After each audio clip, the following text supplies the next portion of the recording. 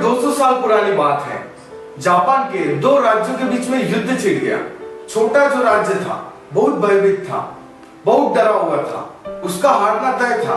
उसके पास सैनिक बहुत कम थे, थोड़े नहीं बहुत कम थे। उस छोटे राज्य के सेनापतियों ने युद्ध में जाने से इनकार कर दिया। उन्होंने कहा, यह तो सीधी सीधी मूर्खता हो कि हम अपने सैनिकों को युद्ध में भेजें, क्योंकि अगर हम उनको युद्ध में भेजते हैं तो वो कटकर ही वापस लौटेंगे। हमारा हारना तय है, इसे कोई नहीं रोक सकता। हम अपना मुंह पराजय की कालीन में पोतने के लिए तैयार नहीं और हम अपने सैनिकों को कटवाने के लिए भी तैयार नहीं। हमें इस हार से कोई नहीं बचा सकता।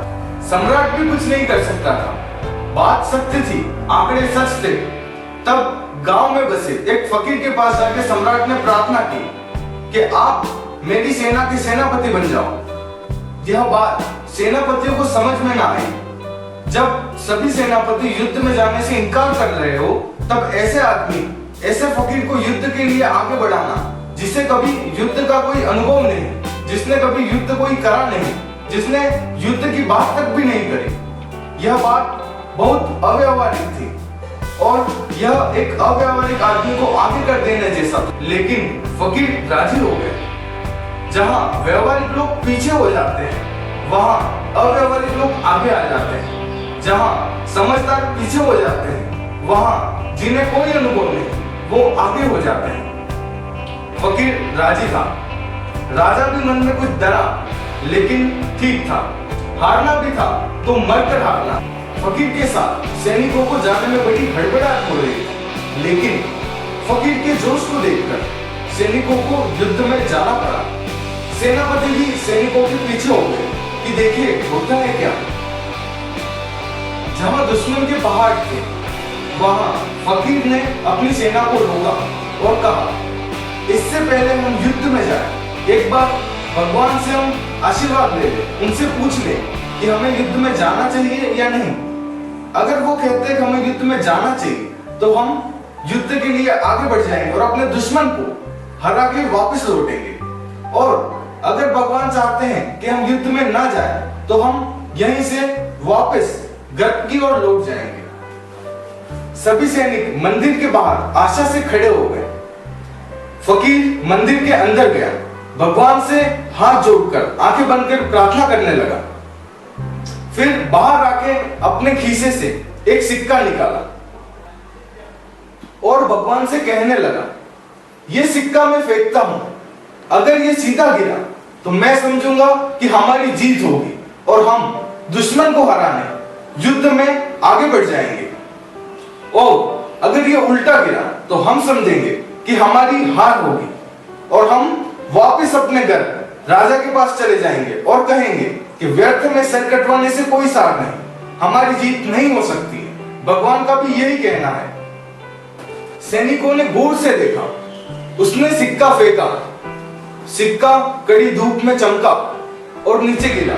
फिर फकीर सैनिकों से कहने लगा, अब फिक्र छोड़ो, अब फिक्र की कोई बात ही नहीं, हम जीतने वाले हैं। सिक्का सीधा गिरा है, भगवान हमारे साथ है, इस धरती पे अब हमें कोई नहीं हरा सकता। सभी सैनिक आशा से भर गए, जोश से आगे बढ़ने लगे। वह अपने राज्य के लिए जी जान से लड़ने लगे। उन्होंने 7 दिन तक लड़ाई करी और फिर अपने बड़े दुश्मन को पराजय का मुंह दिखाया और जीतकर घर वापस लौटे।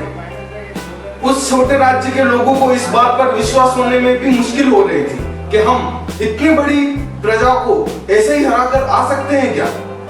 लेकिन उन्होंने वो युद्ध जीत लिया था। लौटते वक्त छोटे से मंदिर पे फकीर ने अपनी सेना को रोका और कहा, इससे पहले हम आगे जाएं, चलो मंदिर में जाकर भगवान को धन्यवाद दे दें। सभी सैनिक मंदिर के पास जाकर हाथ जोड़कर प्रार्थना करने लगे और भगवान को धन्यवाद देने लगे और कहा, हे भगवान, तुमने हमारी मदद की, तुमने हमें रास्ता दिखाया, तुमने हमें यह इशारा करा कि हम जीत सकते हैं, इसलिए हम युद्ध में जीत गए। हम आपका धन्यवाद करते हैं। फकीर ने सैनिकों को रोकते हुए कहा, इससे पहले कि भगवान को तुम और धन्यवाद दो, मेरे खीसे में पड़े हुए सिक्के को एक बार तुम देखो। फकीर ने सिक्का निकाला। वह सिक्का दोनों तरफ से सीधा ही था, उसमें उल्टा कोई भाग ही नहीं था। वह सिक्का बनावटी था। मैं आपसे कहना चाहता हूँ, जीवन के सारे काम इस बात पर निर्भर करते हैं कि हम जीत की आशा से कितने भरे हुए हैं या कि हम हार के ख्याल से डरे हुए हैं। और बहुत सी आशा से भरे हुए लोग थोड़े से सामर्थ्य में इतना कुछ कर देते हैं कि उनका कार्य बेहतरीन हो जाता है। और सामर्थ्य बड़ी संपत्ति नहीं है, आशा बड़ी संपत्ति है। सामर्थ्य मूल्यवान नहीं है, आशा मूल्यवान है। और यह बात कि कोई काम है जो होना चाहिए, जो होगा और जिसे करने में हम कोई कसर नहीं छोड़ेंगे। हमारी बातों को इतने प्यार से और शांति से सुना, इसलिए हम अनुग्रहित हैं। और अगर आपको यह वीडियो अच्छा लगा हो तो इसे लाइक करें और हमारे चैनल को जरूर सब्सक्राइब करें और आपके ख्याल हमारे कमेंट बॉक्स में जरूर रखें। धन्यवाद।